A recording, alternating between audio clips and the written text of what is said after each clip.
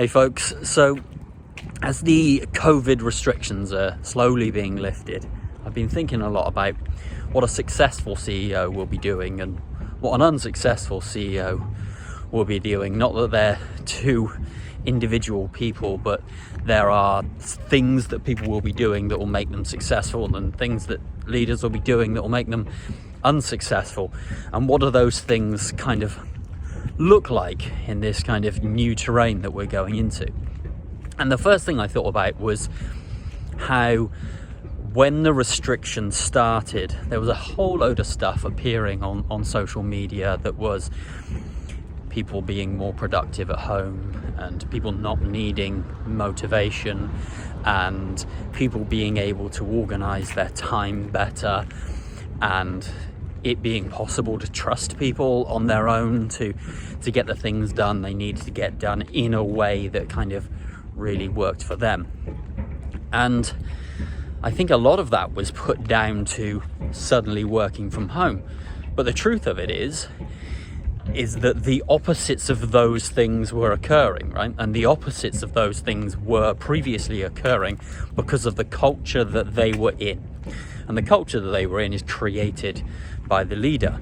So the unsuccessful CEO, as I see it, will try and race to catch up, try and race to get back to normal and operate from the same guiding principles and philosophies that they were using before and inadvertently recreate the same things that required people to need motivation, that caused people to be less productive, that caused all of those opposites that they noticed when people started working from home.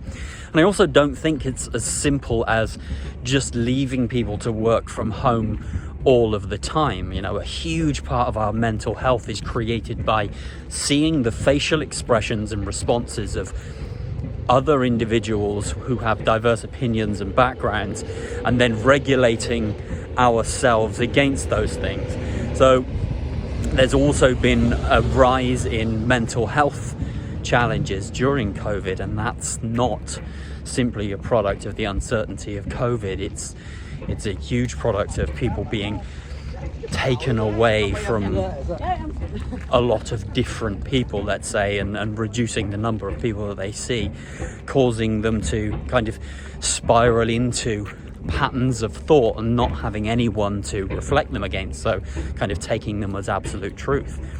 So the successful CEO is going to recognize these things as being symptoms of culture, which are symptoms of their behavior and the culture that they set up, and go through a period of not just reinventing the business and how it operates, but reinventing themselves and the way that they see the world in order to not just deal with those things that have been made evident, but keeping an overview, keeping a broader overview to start being aware of all of these things and the new things that are going to happen so that they can make the best strategic decisions to make the company perform as well as it possibly can, make them perform as well as they possibly can, and support others to do the same with permissions and freedoms that support them to do that.